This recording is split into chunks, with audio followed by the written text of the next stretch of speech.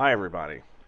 So today we've got a special guest, my friend, um, let's call him Paul.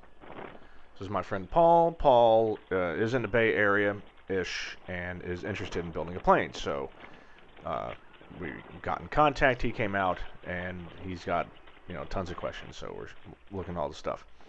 So as talked about in the last video, and the last few videos I've kind of mentioned, and there they are. I didn't really get a very good shot of them. I'll tell you what, here's a picture of the pumps here. Those are the pumps, and we're trying to work out a way to mount them where the regular van's fuel pump's supposed to be. And gotta find a way to mount the fuel filter. So the way it works is the fuel comes out of the tanks. So the fuel pump sucks fuel out of the tanks, right? Through the lines that come from the tanks through what's called the fuel selector. Every plane's got them. You can pick your left tank or right tank, or turn off your fuel altogether, in case of fire or safety or emergency. That goes through a fuel filter, coarse filter, like I think it was like 90 microns or something. I forget the exact number. And then that goes through the fuel pumps themselves, with a fuel pump, and then through another filter. Well, actually, it goes through the firewall into another filter, a finer filter, and then it gets delivered to the cylinders. And then there is a return line for fuel that isn't used, and that goes back through that fuel selector and then through separate lines back into each tank. That's the system. Here you can see we've got the camera set up so to check out the new bench. I've kind of been promising to talk about this, but I hadn't had a chance. Home Depot had a scratch and dent sale.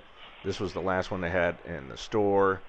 It's just it's a locked or lockable workbench and tool chest. Can hold like a ton of tools, which is awesome. And you'll be seeing me doing some more work here. So what you can see on the bench right over there, sorry, I'm apparently answering questions for Paul, is you can see the fuel pumps and one of the filters just to the left of that wine bottle. And there we are now. And what I'm doing here is I'm actually cutting a piece of the fuel line that I'd ordered and trying to make a system, right? So the system that was in place that Van supplies is much shorter than this. And the plans actually tell you how to construct the fuel lines for the system that it provides. However, that's not our system. So we are getting kind of funky with it and making our own lines.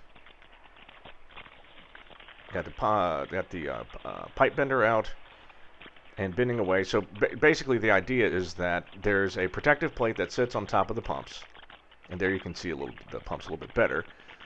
So that plate sits on top of the pumps, and then the first filter is going to have an Adele clamp around it and will screw into a nut plate that's on that plate. That sits on top. So the fuel comes out of the fuel selector into that fuel filter on top. Then I will have this piece of pipe ready that wraps back around and then goes into the fuel pump, and then the other side of the fuel pump, the line just comes right on out and goes through the firewall. So that'll be normal. So we're kind of working on making that.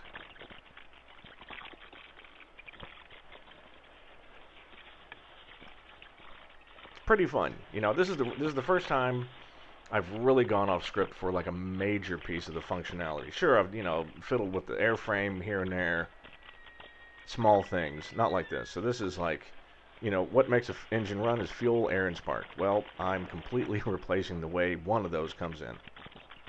Technically, I'm replacing the way... Oh, geez. I'm technically replacing the way two of those comes in. The spark and the fuel. Not the air. Air's pretty normal. Air's just ram air. So, yeah. We're using the pipe bender. I basically have to make an 180-degree bend in the pipe fuel line. And then a certain distance away, I do another 180 degrees, but off-centered by 90 degrees. So rotated 90 degrees, another 180-degree bend.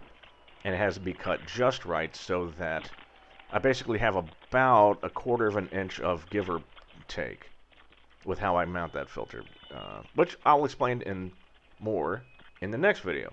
So, thank you for joining me, and I'll see you soon.